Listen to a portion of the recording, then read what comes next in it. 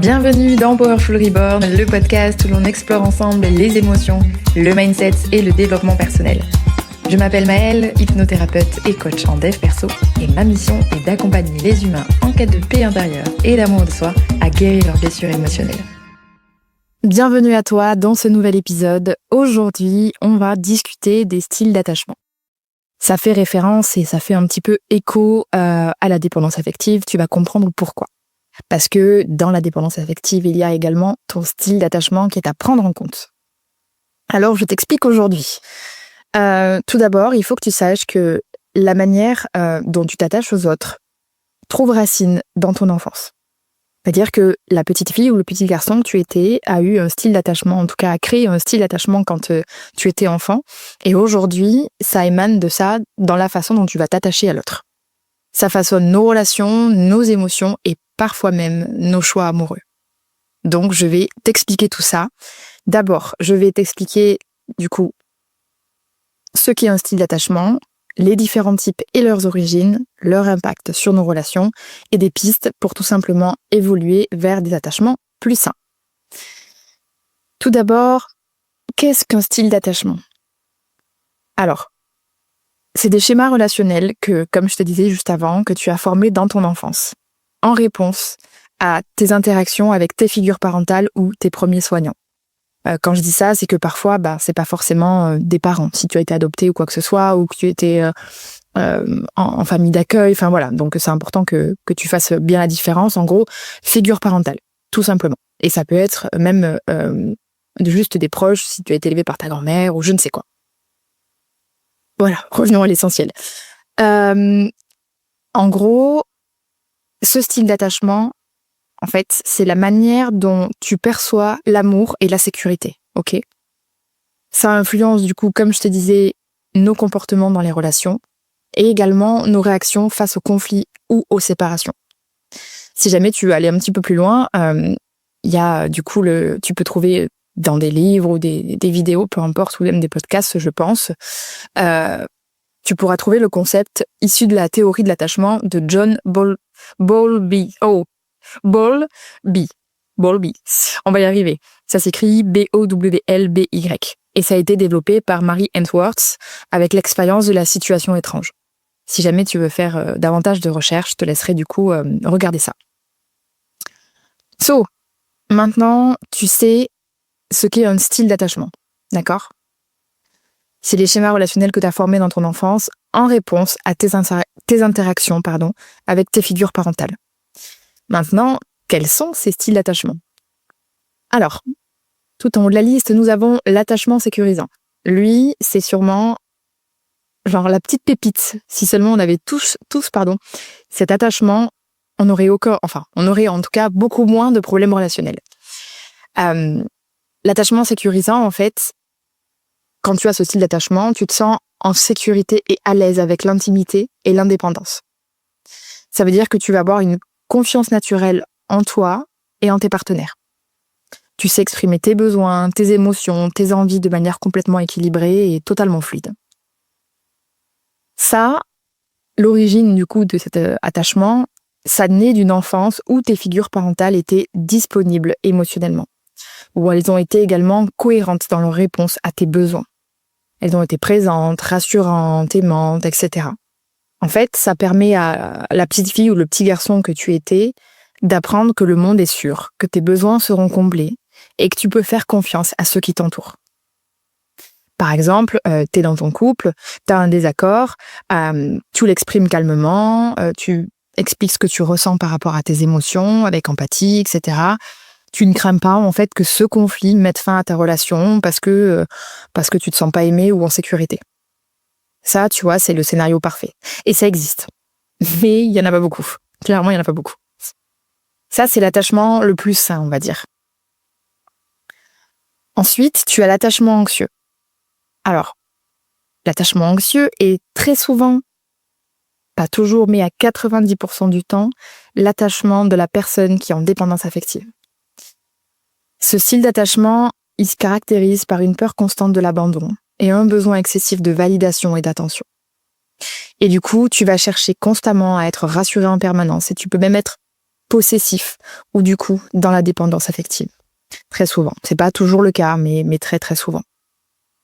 Et l'origine du coup de ce style d'attachement, comme j'en ai déjà parlé aussi dans les podcasts sur la dépendance affective, ça va être justement des figures parentales qui sont moins présentes, parfois distantes ou peut-être même incohérentes. Du coup, ça fait que toi, en tant qu'enfant, tu ne sais pas à quoi t'attendre. Ça te génère du coup une insécurité émotionnelle, tu deviens hyper vigilant pour capter en fait les signaux d'attention ou d'amour. Et du coup, tu vas être constamment dans un besoin de proximité. Tu as une sensibilité accrue au rejet. Tu as du mal à rester calme face à un partenaire distant ou silencieux. On va prendre un exemple. De toute façon, je vais te donner un exemple pour chaque style d'attachement. Imagine, tu es dans une relation de couple et ta partenaire met plusieurs heures à te répondre à un message ou un appel. Et là, tu peux avoir à ce moment-là une montée d'anxiété. Tu vas commencer à imaginer le pire. Qu'il ou qu'elle t'aime plus, qu'il ou elle a envie de te quitter, qu'elle te trompe, que machin, et tu pars dans tous les sens. Parce que comme tu as eu cet attachement-là, et que tu ne sais pas à quoi t'attendre dû à cet attachement, tu es dans cette insécurité émotionnelle constamment.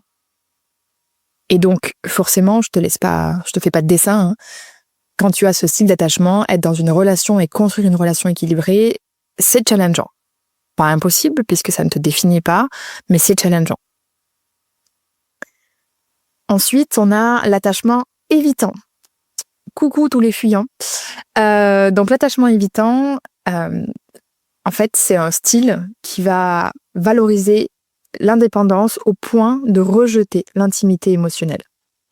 Donc à vous toutes les filles, à vous tous les mecs, quand vous tombez du coup dans des relations dépendants vs fuyants, n'est-ce pas ? Et que vous êtes complètement éperdument fou, amoureux, amoureuse de lui ou d'elle, et que vous vous retrouvez face à une personne qui est incapable de s'engager, vous pouvez être sûr que à 100% du temps, bon, et attention, il peut y avoir le fait que ça vibe pas et la personne n'est pas intéressée par vous tout simplement. Mais s'il y a de l'intérêt, de la proximité, etc., et une forme de relation, mais que juste la personne a peur de l'engagement, très souvent, ça va être un attachement évitant. Parce que cette personne, elle a une trouille, mais une trouille qui n'est pas imaginable par rapport à l'intimité émotionnelle. Du coup, forcément, cette personne va se montrer distante, elle va éviter les discussions profondes, et elle va même réprimer ses propres émotions. Le plus drôle dans tout ça, c'est que parfois, un partenaire évitant, il peut clairement être amoureux ou amoureuse de vous, mais tellement la trouille que ça réprime ses émotions. C'est frustrant, je comprends. Mais dans tous les cas, voilà, dites-vous toujours qu'en fait, il y a toujours une origine et que c'est aussi ça qui est important à comprendre. Je vais dériver un petit peu par rapport à la dépendance, c'est que quand vous tombez sur ce genre de partenaire, ça ne remet pas en question votre valeur ou qui vous êtes. En fait, c'est les blessures et l'attachement de la propre personne qui posent problème, ce n'est pas vous. C'est pour ça que je voulais faire absolument ce podcast aujourd'hui, pour vous expliquer aussi qu'il y a autre chose derrière. Ce n'est pas seulement toujours une question d'amour, de valeur ou d'intérêt. Il y a les propres blessures de chacun derrière. Donc, l'évitant, il tire ses origines par rapport à sa blessure face à des figures parentales émotionnellement indisponibles ou rejetantes. Quand on dit émotionnellement indisponible, c'est pas forcément des parents qui n'ont pas donné d'amour, pas du tout, mais qui parfois n'ont peut-être pas su être rassurants ou disponibles quand l'enfant en avait besoin, tout simplement. Du coup, qu'est-ce que fait l'enfant ? Il apprend à ne pas dépendre des autres, pour pas être blessé ou déçu. Et évidemment, ça engendre une putain de méfiance envers les relations intimes et un besoin d'autosuffisance. Et les comportements typiques, difficulté à s'ouvrir émotionnellement, tendance à minimiser les conflits ou à même les ignorer, et même très souvent, du coup, avoir une apparence froide ou distante dans les relations. Par exemple, tu vois, imagine que tu as un attachement évitant, tu es en couple, et dès que ton partenaire ou ta partenaire essaye d'avoir une conversation émotionnelle, tu changes de sujet ou tu te fermes, disant que tu préfères pas t'éterniser sur le passé, par exemple, tu vois. Et pouf, tu esquives. Et ça, pour le coup, vraiment, j'y tiens. C'est pour ça que j'espère que cet épisode résonnera pour toi. Peu importe dans quel style d'attachement tu te retrouves, je bug aujourd'hui, sache bien que toute personne en face de toi a un style différent, ou peut-être le même que toi, peu importe. Mais dans tous les cas, elle va s'attacher à toi aussi par rapport à son style d'attachement. Donc, c'est important de prendre le recul dans tes relations, amoureuses, amicales, peu importe, pour comprendre que l'autre ne fait pas forcément ça pour te faire du mal ou pour t'atteindre. Il a ses propres blessures. J'y tiens. Ensuite, on a l'attachement désorganisé. Alors, c'est un petit peu un hybride, celui-là. Le désorganisé, on va dire que ça combine des caractéristiques de l'attachement anxieux et évitant. Et là, tu vas me dire, mais qu'est-ce qu'elle me raconte ? Oui. Donc, en gros, l'anxieux qui est très souvent dépendant affectif et l'évitant qui est très souvent fuyant, il existe un attachement qui s'appelle désorganisé. Donc, en fait, l'individu, la personne, va ressentir à la fois un besoin intense d'amour et une peur viscérale de l'intimité. Et ça crée des relations complètement instables et du coup, conflictuelles en général. Désolée, on a entendu le petit son de mon ordinateur derrière. En fait, pour comprendre comment peut naître ce style d'attachement, c'est que comprends bien que ce soit l'anxieux ou l'évitant, très souvent, ça va être issu des mêmes blessures. C'est juste que la réaction n'est pas la même. C'est-à-dire que, par exemple, tu es un petit garçon, une petite fille, tu as du coup des parents indisponibles ou du moins pas toujours très rassurants ou instables au niveau émotionnel. Tu peux réagir en réponse par un style d'attachement anxieux ou un style d'attachement évitant, alors que c'est la même blessure. Pourquoi je t'explique ça ? C'est parce que derrière, il y en a un qui n'a pas su faire la différence entre les deux et qui va nous combiner les deux, nous fait un petit mix là, et du coup, c'est des gens qui sont vraiment, vraiment très instables en général. Et malheureusement, il y a aussi des origines un petit peu différentes. Ça peut venir en effet d'une négligence, on va dire, au niveau émotionnel de la part des parents, ou tout simplement de traumatismes de l'enfance, comme de la maltraitance ou des choses comme ça, et du coup une forte instabilité familiale. Ça peut même être du coup des figures parentales effrayantes ou même effrayées à l'inverse. Et du coup, ça rend l'enfant complètement confus entre ses besoins de réconfort et sa peur du rejet ou de la violence. Et face à ce genre du coup d'attachement, donc le style désorganisé, en général, ce sont des personnes qui vont être dans une forme d'alternance entre recherche d'intimité et rejet brutal. Donc typiquement, le ou la personne qui va s'engager pour se rassurer, se faire du bien, et puis d'un coup, pouf, du jour au lendemain, plus personne, elle te ghoste. Voilà, on y est. On est en plein dans le mille. Et tu vas même très souvent retrouver aussi des fortes crises émotionnelles dans les relations. Parce qu'il y a une méfiance qui est constante envers les intentions que tu as par rapport à lui ou elle. Donc des tendances à être dramatique, à en faire toujours trop, parce que la personne est complètement en panique. Par exemple, tu es dans une relation et tu cherches à être proche de ton ou ta partenaire. Tu lui exprimes ton besoin d'affection, etc. Tu arrives à parler, mais dès que la personne en face, elle te répond avec tendresse, par exemple, elle va te dire « oui, moi aussi je tiens à toi, je t'aime », tu vas te sentir submergé complètement et tu vas même pouvoir provoquer une dispute parce que tu vas préférer fuir en fait l'intimité. Si tu as en tout cas un style d'attachement désorganisé, c'est comme ça que tu vas fonctionner. C'est assez perturbant, je l'avoue. Tout ça pour que tu comprennes bien. Tu vois, on a 4 styles d'attachement. Et chez chaque personne, tu vas retrouver un style d'attachement différent. De ce fait, très souvent, malheureusement, on va faire miroir les uns les autres. Il est très très rare qu'une personne qui a un style d'attachement sécurisant, va se diriger vers des attachements anxieux ou désorganisés ou évitants. C'est quand même assez rare. Ou alors, si elle les rencontre, elle va dire « oulala, moi ça j'en veux pas, tu vois, parce que moi je suis sécure, j'ai pas besoin d'une personne insécure. » Mais comme les 3 autres profils, donc l'évitant, l'anxieux et le désorganisé, sont justement des profils insécurisés, on va se mettre dans la piscine tous ensemble, tu vas faire une petite pataugeoire là, et puis du coup on va tous faire résonance, parce qu'on se comprend dans nos blessures aussi, et dans nos styles d'attachement du coup. Et ça donne pas toujours de choses très très jolies. Mais quoi qu'il en soit, dans tous les cas, ce n'est pas quelque chose qui est fatal, d'accord? Toutes ces choses-là, elles se travaillent. Bien sûr, ça demande du temps, mais toutes ces choses-là se travaillent. Je voudrais aussi te donner des exemples aussi dans les relations. Alors, je t'ai donné des petits exemples, mais je vais te refaire un petit item récap pour que tu comprennes bien. Dans une relation avec une personne qui est dans un style d'attachement sécurisant, ça va être une relation amoureuse ou amicale qui sera basée sur la confiance, la communication et le respect mutuel. Et c'est des relations où tu vas trouver peu de conflits dramatiques, très clairement. Si je te fais ce petit récap, c'est pour que tu puisses vraiment identifier peut-être autour de toi. Parce que oui, tu as ton propre style d'attachement, mais tu peux aussi, grâce aux relations qu'il y a autour de toi, te rendre compte un petit peu à quoi ça ressemble. Avec un style anxieux, très souvent, il va y avoir des attentes irréalistes envers le partenaire. De la possessivité, de la jalousie qui va mener à des conflits assez constants. Manque de confiance, besoin de validation, etc. Avec l'évitant, ça va être la distance émotionnelle, difficulté à s'ouvrir, qui est d'ailleurs très souvent perçue comme de l'indifférence par l'autre, en fait, alors que c'est pas forcément le cas. Et dans une relation avec une personne désorganisée, il y a, comme je te disais, une espèce d'instabilité qui est chronique. Et c'est un petit peu une alternance, en fait, de rapprochement et de rejet, ce qui peut rendre clairement la relation épuisante.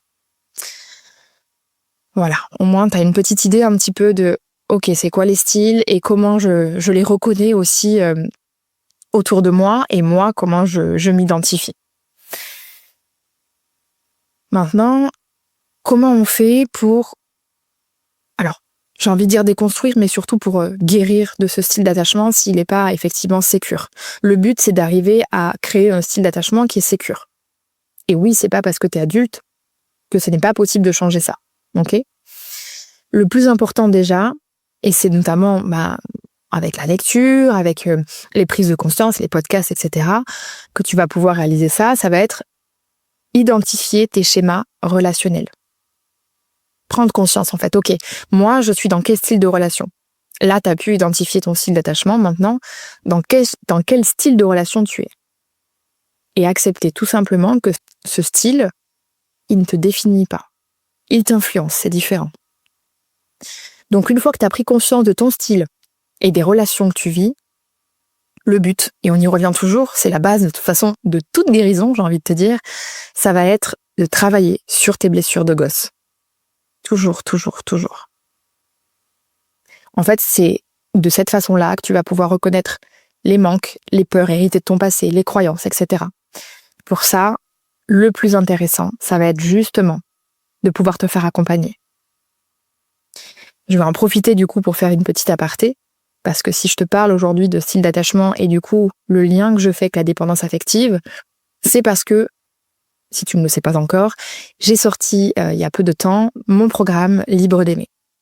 Et justement, dans ce programme, on va travailler toutes les blessures de l'enfance, la dépendance affective, les styles d'attachement, la confiance, l'estime, l'amour de soi, tout ce qui te permet en fait de sortir de cette dépendance, dont les styles d'attachement.